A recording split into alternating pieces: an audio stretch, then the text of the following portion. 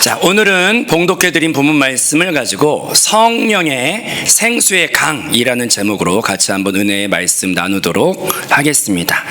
요즘에 우리가 계속 생수의 강 시리즈의 설교를 연속으로 하고 있습니다. 짧게 복습을 해보면 제일 가장 처음 성경에 나오는 생수의 강은 에덴 동산으로부터 주의 생수의 강이 발원하였다는 것을 우리가 기억해야 할 줄로 믿습니다. 두 번째 생수의 강은 출애굽기에 반석이 깨졌을 때 거기에서부터 깨진 반석으로부터 생수가 터졌음을 기억해야 할 줄로 믿습니다. 또 세 번째 생수의 강은 에스겔의 환상 가운데 성전을 보여주시면서 그 성전 미문에서 역대급으로 가장 크고 가장 생명력이 강하고 능력이 강한 생수의 강은 바로 성전에서부터 흘러차고 넘쳤음을 기억해야 할 줄로 믿습니다. 오늘은 그에 이어서 성령 안에 생수의 강이 흘러차고 넘침을 또한 우리가 바라봐야 할 줄로 믿습니다. 그런데 왜 성령님을 통해서 생수의 강이 넘친다고 이렇게 기록이 되어 있을까요? 그것은 성령님이야말로 모든 구약부터 예표로서 나왔던 에덴의 생수, 반석의 생수, 또 성전의 생수, 이런 것들이 비로소 성령 안에서 성취되었기 때문에 성령 안에 생수의 강이 날마다 넘쳐 흐르는 줄로 믿습니다. 이 생수의 강의 성취가 성령 안에서 이루어졌다, 이것을 보기 위해서는 잠깐 우리가 좀 봐야 되는 구조가 있는데, 에덴과 성막과 성령이 개별적으로 떨어져 있는 것이 아니라 이것이 하나로 묶여 있다는 것을 우리가 말씀 안에서 먼저 발견해야 할 줄로 믿습니다. 이것은 제가 예전에 그 신학교 다닐 때 그 CCC를 창설하셨던 목사님이 김준곤 목사님이라고 유명한 분이 있으시죠. 따님이 김윤희라는 따님이 있으신데 그분이 세계적인 구약학의 이제 대가로서 교수님이 되셨어요. 근데 제가 학위과정 중에 그분을 또 만났는데 그분이 해주셨던 강의가 되게 유익해서 잠깐 제가 나눠드리도록 하겠습니다. 자, 여러분, 우리가 먼저 에덴 동산과 성령으로 가기까지 이해하기 위해서는 성막과 에덴의 구조의 연합을 먼저 이해하는 것은 상당히 도움이 됩니다. 요약하면 성막이 바로 잃어버렸던 에덴의 회복이 된다는 것을 먼저 한번 묶음으로 정리하고 넘어가야 할 줄로 믿습니다. 자, 이것을 먼저 보기 위해서는요, 에덴을 창조할 때 나오는 구조, 독특한 구조가 있어요. 그게 바로 뭐냐면 하나님께서 가라사대가 나와요. 가라사대. 그런데 그 가라사대가 명령을 하시면 그대로 되니라, 가라사대 그대로 되니라 구조가 나오는데 그게 몇 번 나오냐? 7번이 나와요. 그래서 빛이 있으라 하시니 빛이 그대로 생겼고, 가라사대, 따라합시다. 가라사대 그대로 되니라. 이 구조가 몇 번 나온다고요?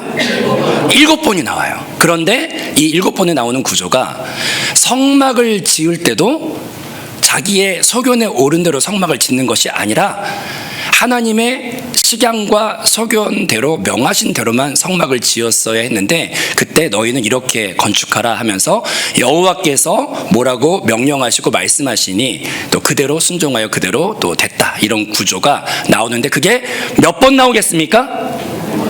눈치가 있으면, 아니면 앞에 컨닝을 하시면 몇 번 나온다 딱 나오죠.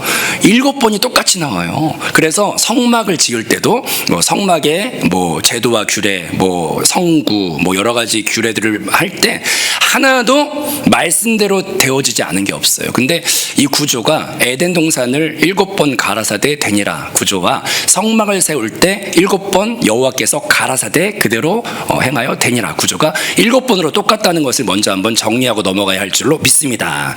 그 다음 두 번째로, 그 에덴 동산을 보면은 거기에 그 땅 안에 정금들과 또 무슨 호마노, 무슨 보석들이 그 에덴 동산 안에 있다는 것을 볼 수가 있는데, 이것과 데칼코마니처럼 닮아 있는 형상으로서 성막을 지을 때도 그 중심부와 모든 것 안에는 정금으로 전부 다 둘러싸라는 명령이 나오고, 거기에 또 대제사장이 이제 사람이죠. 그 사람이 입고 들어가는 예봇이라는 옷에는 12보석이 들어있어요. 에덴 동산에 에덴에도 정금과 보석이 같이 있는 것처럼 성막에도 정금과 보석이 같이 있는 구조로 짜여져 있는데 이게 조금 깊어요. 왜냐하면 성경을 창세기부터 요한계시록까지 보면은 정금은 누구를 상징하는 것이냐? 바로 우리의 영을 상징하고 순수함을 상징하고 왕권을 상징하는 바로 예수 그리스도가 정금의 예표가 된다는 것을 우리가 먼저 깨달아야 할 줄로 믿습니다. 정금은 예수 그리스도를 나타내는 것입니다. 이해되시면 아멘. 그 다음에 그 사람이 들어갈 때는 보석을 이렇게 여기 12보석을 가지고 들어가서 이 성막이라는 것 자체가 예수님이 기다려주고 계시고 그 연단받은 보석인 우리가 들어가 그와 함께 연합을 이루는 장소가 바로 성막의 구조라는 것을 이해해야 할 줄로 믿습니다. 그래서 에덴 동산에도 정금과 보석이 나오고 성막에도 정금과 보석이 나옵니다. 그 다음에 에덴 동산을 창설하시고 나서 나오는 구조가 바로 안식일을 마지막에 선포하시죠. 이게 이제 에덴 동산의 구조예요. 그런데 성막을 다 지었더니 그때 나오시는 그 다음 구절이 뭐냐면 따라해 보겠습니다. 너희는 안식일을 다시 기억하여 거룩하게 지키라고 안식일에 대한 명령을 성막 짓고 나서 한 번 더 명령하세요. 이것도 에덴 동산의 구조와 성막을 지은 구조가 같아요.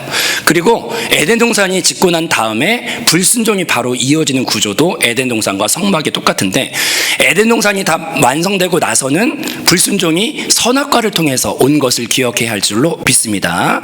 그런데 저것이 불순종이 성막을 짓고 나서는 바로 이어지는 불순종이 나오는데 바로 황금 송아지를 만드는 폐역과 불순종이 그 성막 사건 다음에 불순종의 구조가 똑같이 데칼코마니처럼 이어져 있다는 것을 기억해야 할 줄로 믿습니다. 그리고 에덴 동산이 다 끝나고 나면 그 에덴 동산 안에 하나님의 충만한 임재와 영광이 머무시는데 그때는 죄가 없었기 때문에 한번 고백해 봅니다. 하나님께서 건이시며 그 땅에 직접 죄가 없으니까 어떤 형상에 보일 수 있는 형상으로 건이시며 그 땅에 임재하시고 영광 가운데 임하셨다는 것을 우리가 바라봐야 할 줄로 믿습니다. 그런데 이 구조가 성막에도 똑같이 적용이 되어서 성막이 짓고 난 다음에는 죄에 있으니까 하나님께서 바로 눈앞에 나타나시지는 않지만 몇 번 강조했던 것처럼 충만한 하얀 구름의 형상으로 나타나사 모세와 아론이 들어가지 못할 만큼의 임재가 바로 성막이 다 완성되고 나서 주의 충만한 임재와 구름이 가득했다는 것을 많이 닮아 있다는 것을 봐야 할 줄로 믿습니다. 그래서 많은 성경의 학자들이 이 두 가지를 띄어서 생각하지 않고 저기 적혀 있는 대로 그래서 성막은 무엇이냐? 죄로 인해 상실했었던 에덴 동산의 회복을 바로 성막이 갖고 있는 그 뜻이 바로 그것이라는 것을 우리가 깨달아야 할 줄로 믿습니다. 그래서 성막은 우리가 죄로 인해 잃어버렸던 하나님과의 연합과 충만한 사랑과 주와 동거하는 그 에덴 동산이 죄로 인해 잃어버렸지만 바로 성막을 통하여 회복된 줄로 믿습니다. 한번 고백해 봅니다. 성막은 에덴의 회복이다. 여러분, 에덴의 충만과 회복을 회복하기를 원하시면 아멘? 그럼 오늘날 우리가 무엇 안에 우리의 마음을 집중해야겠어요? 바로 에덴은 우리가 돌아갈 수 없어도 하나님이 알려주신 바로 그 성막과 교회와 신앙생활 안에 우리가 집중할 때 그 에덴의 치료와 풍성과 생수의 강이 그래서 그 교회와 성전 안에서 충만하게 흐르고 넘치는 줄로 믿습니다. 그래서 성막의 회복이기 때문에 구약 성경은 전부 다 무엇에 관심이 있냐? 전쟁을 할 때도 무엇을 할 때도 전부 다 광야 한가운데 성막을 꼭 가운데 두고 너희는 성막 중심으로 살아라. 그리고 성막을 바라보며 살아라. 제가 은혜 받은 게 전쟁 블레셋이나 아말렉이나 뭐 이런 여러 대적들이 있는 환경 가운데 광야 생활을 이렇게 하다 보면은 진을 배치할 때 그 가운데 이제 성막이 있고 그 다음에 이제 백성들의 진이 있잖아요. 동서남북으로. 그러면은 적군이 언제든지 등에서 우리를 공격할 수 있기 때문에 그 백성들의 텐트 치는 방향이 적군을 경계하는 쪽으로 쳐야 될까요? 아니면 적군에게 등을 돌리는 쪽으로 진을 쳐야 될까요? 합리적인 생각을 우리가 한다면 적군을 경계하는 쪽으로 텐트의 입구나 방향이 바라봐야 했을 거예요. 그런데 광야 생활 가운데 그렇게 되어 있지가 않고 하나님께서는 텐트에 바라보는 방향을 적군에게 등을 돌려 가운데 있는 성막을 바라봄으로 배치하라고 했다는 것을 우리가 한번 깨달아야 할 줄로 믿습니다. 전쟁은 하나님께 속한 것이니 내가 하는 게 아니에요. 그래서 주님은 광야 생활할 때 너희가 살고 싶으냐? 너희가 날마다 공급받고 싶으냐? 날마다 너희가 승리하고 싶으냐? 그러면 잃어버렸던 에덴의 회복인 성막을 바라보는 방향으로, 오히려 인간적인 방법으로는 적군에게 등을 대고 있지만 우리가 인간적인 방법과 내 노력으로 싸우는 것이 아니라 어느 환경 가운데서도 주님을 바라보는 방향으로 우리의 모든 삶의 거처의 방향을 정할 때 그 안에서 놀라운 주의 보호와 승리가 날마다 우리를 승리케 하실 줄로 믿습니다. 그래서 구약에서는요, 성막과 성전을 그렇게 강조해요. 꼭 성막으로 돌아가라. 그래서 예루살렘 성전도 가운데 지어놓고 모든 백성은 꼭 성막을 향해, 성전을 향해 모여야 했던 구조가 있었다는 것을 깨달아야 할 줄로 믿습니다. 그런데 앞에 이제 에덴 동산과 성막이 앞에 이렇게 묶여 있잖아요. 근데 이것이 신약에서 이제 확장이 돼요. 그런데 그것은 단어 하나를 보면 우리가 이제 알 수가 있는데, 성경 말씀을 합독해 보도록 하겠습니다. 말씀이 육신이 되어 우리 가운데 거하심에 우리가 그의 영광을 보니, 여기도 보니까 뭔가 하나님의 인재와 영광이 회복이 됐어요, 신약 때. 근데 이것이 왜 됐는가? 그것은 저기 나와 있는 거하심에라고 하는 단어가 중요해요. 한글말로 저 말을 들을 때는 그냥 하나님께서 거하심에라고 되어 있지만, 저 원어를 한번 분석을 해보면 거하심에라고 하는 단어는 카토이 캐센이라는 단어인데, 저게 바로 무슨 뜻이냐? 따라해봅니다. 텐트를 치다, 성막을 세우다, 말씀이 육신이 되어 우리 안에 거하심에가 한글말로 들으면 거하심인데, 이게 원어로 보면 우리 안에 예수님께서 성막을 세우셨다. 옛날에는 몸 밖에 광야에 텐트가 있었기 때문에 날마다 그 광야로 돌아가야 했고, 텐트로 돌아가야 했고, 솔로몬 성전을 예루살렘에 있으면 막 지방에 있던 사람들이 거기로 찾아가야 했는데, 신약을 통하여 놀라운 구원의 복음을 이루셨는데, 바로 예수님이 죽고 부활하시고 승천하심을 통하여 우리 안에, 따라합시다, 거하심에. 근데 그게 그냥 거하는 게 아니라 내 안에 예수님께서 성전을 내 안에 세우셨음을 발견하시기를 바랍니다. 그게 신약을 경험한 자들의 축복이죠. 그러면 우리가 어떻게 해야겠어요? 이제 내 안에 성전이 계시기 때문에 내 성전을 바라보고 내 성전을 기뻐하고 날마다 내가 내 성전을 돌아보면서 묵상하려고 할 때, 그래서 이제 나오는 말이, 예수를 영접하고 성령을 인정하는 자들은 심령의 배에서 깊은 곳에서 이제는 내 자체가 이동하는 성전이 되게 하셨으니. 그래서 옛날에 이제 복음성가 중에 할머님들이 불렀던 복음성가 기억나요? 할머님들이 불렀던 복음성가 다 진리가 많아요. 내 몸은 성전이요, 주님이 거하신 성전이요. 내 몸은 성전이요, 주님이 거하시는 성전이요. 요 찬양 아시는 분 손 들어보세요. 몇 명 계시죠? 아유, 우리 같은 시대를 살았네. 정말 감사합니다. 같이 알아주셔서. 그 옛날에 그런 분들은 이런 신묘막측한 성경 공부를 안 했는데 어떻게 아셨나 몰라. 성령을 통해서 우리에게 알게 하신 줄로 믿습니다. 그러니까 여러분, 메마른 신앙생활 하고 싶지 않고 날마다 생수의 강이 흘러차고 넘치는 신앙생활 하기를 원하시는 분만 아멘! 그럼 믿음으로 고백하세요. 생수의 강이 교회에서 가장 충만하게 흘러차고 넘치는데, 이제는 성령을 통하여 내 안에 성전이 세워졌다. 아멘. 믿으시면 아멘. 아멘. 내 말이에요? 하나님 말이에요? 그걸 날마다 기억하면서 나는 이제 홀몸이 아니다. 내 안에 주님이 거하시는구나. 그리고 내 안에 주님이 함께 하심으로 그걸 바라보며 선포할 때마다 날마다 그 인정하는 믿음 안에서 생수의 강이 날마다 체험되고 넘치게 될 줄로 믿습니다. 하나님 말씀 합독해 봅니다. 너희 몸은 너희가 하나님께로부터 받은 바 너희 가운데 계신 성령의 전인 줄을 알지 못하느냐. 너희는 너희 자신의 것이 아니니라. 오늘 말씀에 분명히 너희는 홀몸이 아니고 성령님이 거하시는 성전인 줄로 믿습니다. 그걸 날마다 기억하시고 선포할 때 여기서 생수의 강이 나로 인하여 막 흘러차고 넘치게 될 줄로 믿습니다. 아멘. 성령을 통해 성취됐죠.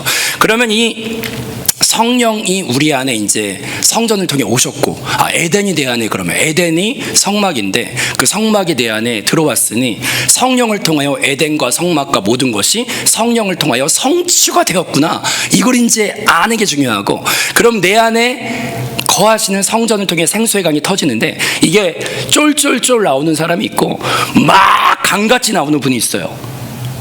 여러분은 쫄쫄쫄 나오고 싶으세요? 강같이 나오고 싶으세요? 그것도 이제 뭐 시들시들한 강처럼 나오고 싶어, 아니면 막 엄청난 강처럼 나오고 싶어요? 엄청난 강처럼 나오시기를 축복합니다.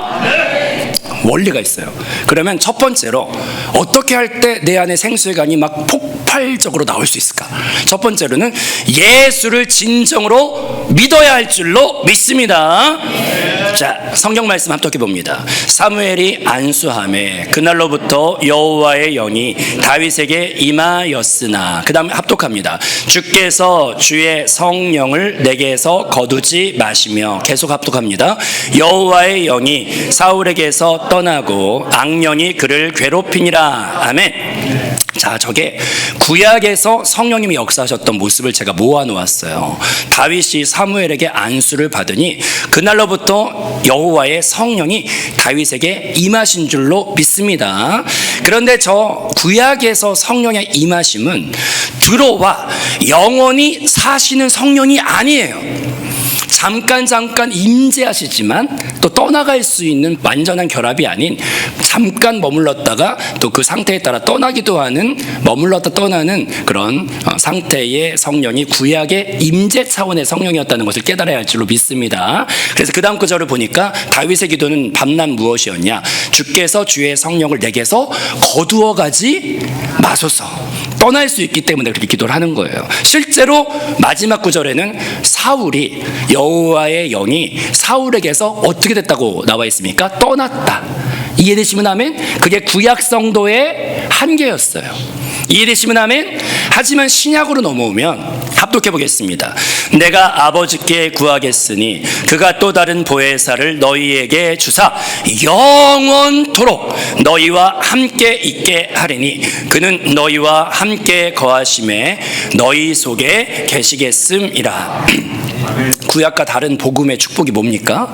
내가 너희를 고아와 같이 버려두지 않고 주님께서 내 겉에 계신 게 아니라 아까 말씀을 통하여 영접하는 그를 믿는 자에게 우리 안에 들어오셔서 내주하는 그리스도로 계시며, 근데 그것이 임마누엘의 약속을 지키시기 위해 영원토록 버리지도 않고 떠나지도 않는, 세상 사람은 날 버릴 수가 있지만 성령은 저기 말씀 가운데 신실하신 하나님께서 반드시 지키시는데, 따라합시다. 영원토록 떠나지도 않고 버리지도 않으며 내 안에 영원히 거하시는 성령의 전으로 우리를 거처를 삼아 영원히 주님 만나는 그날까지 떠나지도 않아요. 이해되시면 아멘. 그것이 신약 성경의 축복이에요. 근데 이 차이가 왜 있습니까? 왜 구약에서는 잠깐 있다가 떠날 수밖에 없고 신약에서는 영원토록 머물 수가 있냐? 그것은 두 가지 일이 신약이 일어났기 때문인데, 하나는 십자가의 죽으심으로 보혈을 흘려서 히브리서 말씀 가운데 단번에 죽어지심으로 영원한 속죄를 이루셨느니라. 하나님이 영원한 속죄를 이루셨기 때문에 우리가 죄가 있더라도, 구약은 양의 피이기 때문에 불완전한 속죄이지만 신약에는 예수님이 영원한 속죄물이 되심을 통하여 영원하고 완벽한 속죄를 이루신 줄로 믿습니다.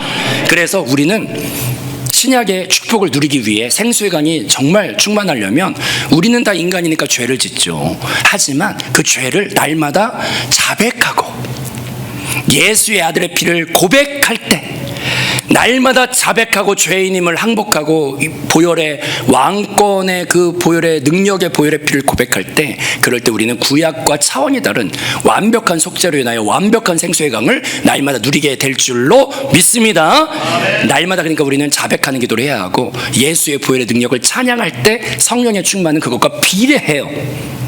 이해되시면 아멘? 날마다 나의 허물을 자백하고 날마다 왕권의 보혈을 선포할 때 성령의 충만은 비례하는 줄로 믿으시기를 바랍니다. 그리고 성경 말씀을 합독해 보겠습니다. 아까 읽었던 말인데 한 번 더 합독합니다. 시작. 나를 믿는 자는 성경의 이름과 같이 그 배에서 생수의 강이 흘러나오리라 하시니 이는 그를 믿는 자들이 받을 성령을 가리켜 말씀하신 것이라. 예수께서 아직 영광을 받지 않으셨으므로 성령이 아직 그들에게 계시지 아니하시더라. 자, 이게 정말 중요한 구절인데 뒷구절이 중요합니다. 예수께서 아직 영광을 받지 않으셨으므로, 이게 뭡니까? 십자가에서 죽지 않으셨기 때문에 그때까지는 성령이 우리 안에 들어와 살 수가 없다는 말인데, 왜 그렇습니까? 예수님께서 천지창조 때도 계셨고 구약에도 계셨고 죽기 전에 신약의 그 공생의 생활 가운데도 계셨죠. 근데 그때는 죽지 않으셨기 때문에 우리 몸 밖에서 기적을 행하시며 우리 몸 밖에서 걸어 다니셨던 분이셨어요. 근데 그분이 저기 영광을 받으시고 나서 변화가 하나 생겼는데, 그분이 죽으셨을 뿐 아니라 그분이 부활하셨을 뿐 아니라 그분이 승천하셨으며, 그러면 그게 영의 몸이 되는 건데, 영의 몸은 시간과 공간의 영향을 받지 않아요. 하나님 보좌 우편에 앉아 계시지만 영접하는 자, 그 믿는 자에게 고백해 봅니다. 내주하시는 그리스도로 내 마음의 보좌에 지금 들어와 좌정에 계신 줄로 믿습니다. 그것이 다른 점이죠. 그게 바로 예수가 죽어야만 가능한 그 다음 일이에요. 그러면 여러분, 생수의 강이 쫄쫄쫄 나오지 않고 막 충만하길 바라시면은요, 내주하는 그리스도를 집중적으로 인정하시고 신약 성도가 받은 축복을 집중하여 고백하세요. 내 안에 살아계시네. 내 안에 살아계시네. 그리스도 나 경배해. 요즘에 젊은이들이 부르는 찬양, 뭐 가사 버전이 여러 가지 있지만 그중에 제가 좋아하는 버전인데, 여러분, 신앙생활 시름시름 앓는 사람 특징이 있어요. 내 안에 엄청난 축복과 보물을 받았는데 내 안에 살아계신 예수님에 대해서 인식이 별로 희미하고, 맨날 환경에 뭐 걱정과 불안과 염려에 내 마음의 중심이 거기에만 있고, 또 두 번째로 거기에서 조금 약한 사람 중에 나의 이 그냥 나 자체, 나 왜 이렇게 못났지? 왜 나 이렇게 부족한 게 많지? 나 왜 이렇게 한계가 많지? 내 느낌에 충만한 사람은요, 반비례해서 성령의 역사가 점점 줄어드는 걸 보게 돼요. 말라가요. 근데 성령의 생수가 막 충만한 자들의 공통점이 있어요. 감옥에 있어도 상관없고 병에 들어도 상관이 없는데 고백해 봅니다. 내 안에 영원한 생명 그리스도 성령님, 그 축복을 내가 예수의 죽음을 통해 받았구나. 그걸 계속 고백하잖아요. 그러면 그 능력이 막 점점 배가가 돼요. 로마서 7장까지가 무슨 넋두리를 하냐. 나는 약하다, 죄에 맨날 진다. 사도 바울 같은 사람도 로마서 7장까지 맨날 이 한계가 많은 몸아 막 이런 얘기 해요. 근데 8장의 승리가 왜 나타나냐. 갑자기 할렐루야 이렇게 바뀌면서 내가 이제는 감사한다. 뭘 감사해요? 내 안에 살아계신 예수님으로 인하여 감사한다 할 때 딱 그 절망의 7장이 8장으로 넘어가요. 여러분, 내 생각이 계속 환경, 걱정, 불안, 염려, 현실 이런 거에 무게중심을 두지 마시고, 바울처럼 감옥에 있어도 감옥 생각하지 마시고, 내 안에 은혜로 찾아와 이 죄인된 이 좁은 이 한 평도 안 되는 이 밴댕이 소갈딱지 같은 내 마음 안에 만유보다 크신 주님이 들어오셔서 거처를 삼아 나를 성전 삼아 주신 이 은혜를, 이런 걸 이제 줄여서 내주하는 그리스도가 내 안에 계신다. 내주하는 그리스도가 내 안에 오셨다. 그 은혜를 내가 받았다. 그걸 날마다 반복하여 생각하세요. 반복하여 고백하세요. 그러면 거기로부터 연약한 내가 생수의 강으로 흘러넘쳐 이기는 권세와 능력이 날마다 체험될 줄로 믿습니다. 오늘 신약의 축복이 뭡니까? 바로 단번에 드려짐으로 영원한 속죄를 이루신 것을 날마다 고백하시기 바라요. 두 번째로 신약의 축복이 뭡니까? 내주하는 그리스도를 날마다 고백하시길 바라요. 그럴 때 넘치는 생수의 강이 그런 고백을 하는 자들에게로부터 넘치게 흘러차고 넘칠 줄로 믿습니다. 세 번째 원리가 있어요. 자, 한번 따라해 봅니다. 지속적인 교제와 순종. 네, 두 번째로 생수의 강이 넘치길 원하시면은 지속적인 교제와 순종이 충만해야 할 줄로 믿습니다. 성령 말씀 합독해 봅니다. 술 취하지 말라 오직 성령으로 충만함을 받으라. 아멘. 성령을 통해서 생수의 강이 넘치는데 술에 비유되어 있다는 게 참 제가 안타깝기도 하고, 술에 비유됐다는 게 좀 안타까워. 왜냐면 제가 술을 그렇게 막 고지망태로 먹어본 적이 없어가지고 뭐 성찬식 때 한 잔 먹는 걸로 취하질 않더라고 제가. 그래서 술 취해 보신 분에게 도움을 받고 싶지만 제가 물어보진 않겠어요 여기서. 그런데 보통 근데 제가 들은 말에 의하면 그렇더라고요. 뭐냐면 처음에 술을 먹을 때 처음에는 사람이 술을 먹고 그 다음에 한 번 먹어서 취하는 사람 별로 없어요. 계속 먹다 보면은 그 다음에는 술이 술을 먹고 거기에서 더 이제 넘어가다 보면은 드디어 술이 사람을 먹어버려요. 그 술이 성령에 비유되어 있다는 것은 따라합시다. 반복하여 마시란 뜻이에요. 성령 충만 여러분 뭐 방언받고 할 때 받으셨죠? 그리고 나서 까먹으셨어요? 그 다음부터 성령 안 부르세요? 아니요. 성령은 반복해야 돼요. 날마다 성령님 부르셔야죠. 직장 생활에서도 하루 일과 시작하기 전에 어려운 일 당할 때 저는 지혜가 없으니 성령님 도와주세요. 여러분 확실히 어떤 사람이 생수의 강이 넘쳐요? 범사 안에 성령을 반복하여 부르는 자,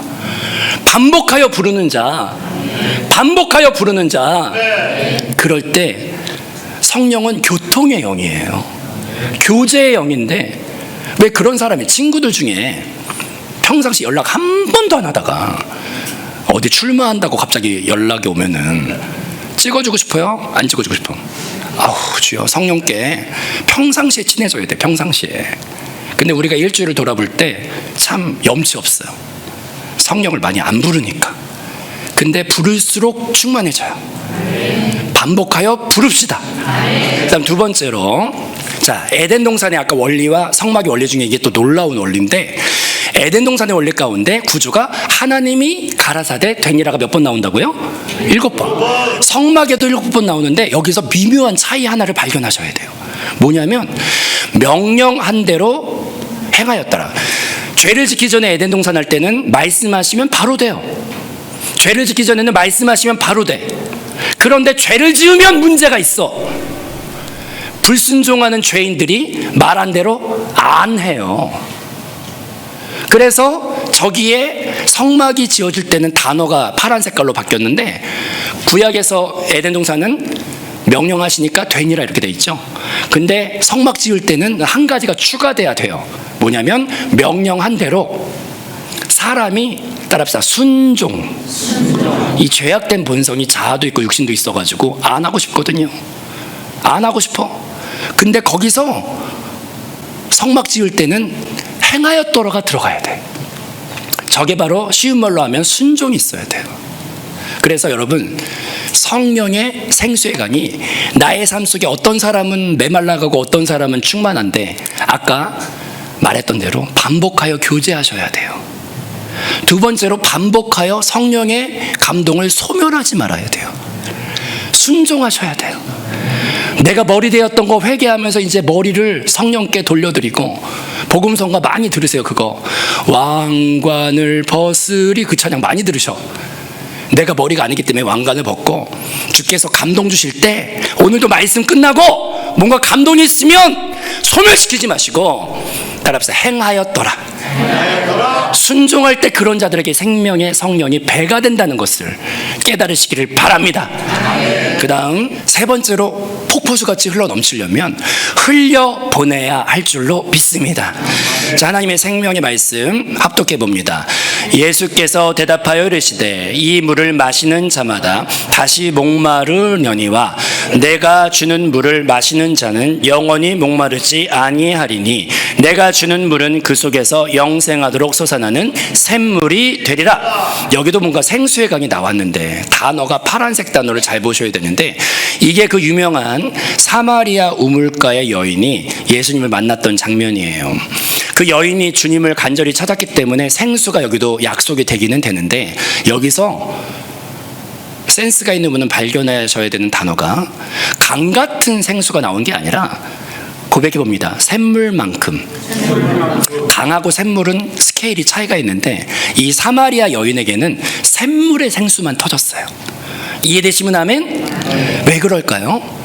이 사마리아 여인은 외로운 여자로서 이 남자에게 목마름이 해결될까? 저 남편에게 목마름이 해결될까? 그래서 주님을 찾긴 찾는데 그 방향성이 나의 개인의 외로움, 나의 개인의 목마름, 나의 개인의 아픔에 대한 해답을 예수께 찾았을 때, 그것도 생수의 강이 나오긴 나오지만 그것은 따라합시다. 샘물 정도의 목마름이 해결이에요. 이해되시면 아멘? 그런데 성경에서 내 슬픔, 내 열등감, 내 아픔을 가지고 주를 찾을 때 만나는 주시지만 그게 강같이 폭발적으로 나오진 않아요. 샘물의 생수가 나오는 거예요. 이해되시면 아멘? 그런데 그것이 항상 폭발적인 강물과도 같이 스케일이 커진 강물로 생수가 터질 때는 항상 열방을 향하여, 주의 뜻과 목적을 향하여, 다른 사람을 향하여 헌신과 봉사를 가지고 나갈 때, 나를 위한 부르짖음을 할 때도 응답하시지만 주님의 뜻을 가지고 열방을 향하여, 선교를 향하여, 또 불신자를 향하여, 따라합시다. 흘려보내라. 흘려보내라. 내 안에 고이게 하면 한계가 있는데 흘려보내기를 작정할 때 그런 자들에게 확 스케일이 넓어지는 생수의 강이 임한다는 것을 기억해야 할 줄로 믿습니다. 자, 성경 말씀 합독합니다. 기도할 때 성령이 충만히 임하시고 하나님의 말씀을 담대히 전하니, 이게 우물가의 여인의 스케일이 아니라 폭포수 같은 임재와 축복의 샘물이 막 퍼져가는 구조를 신약에서 다 찾아보면은 세트로 붙어 있어. 임하고 난 다음에 나가서 전하였다. 임하고 난 다음에 나가서 선교하였다. 임하고 난 다음에 나가서 살렸다, 전했다, 뭐 이런 것들이 막 교회 단위로, 선교 단위로 있다는 것을 깨달아야 할 줄로 믿습니다. 에스겔의 생수의 강이 닿는 곳마다 다 살려요. 효염이 있는 나무가 되고 막 이파리도 약재했을 만큼 모든 것이 변화됐는데, 그 생수의 강이 다도 변화되지가 않는 딱 한 군데가 나와요. 그게 어디냐면, 따라해봅니다. 사해바다. 사해바다가 생수의 강이 거기 붙어있다고 나오는데, 사해바다는 변화를 못 받아요. 왜 그러냐? 사해바다는 입구만 있고 출구가 없어요. 은혜 받을 때 주를 찾는 건 좋으신데 받는 은혜만 구하시고 뒷문을 막아버려 내가 받는 축복, 내가 받는 위로만 중요하신 분들은 생수의 강의 양이 한계가 있어요. 뒷문을 열으셔야 돼요. 열어서 헌신하고 심고 흘려, 그래서 나오는 말이 흘려 보내라는 거예요. 이해되시면 아멘? 이게 확실히 달라요.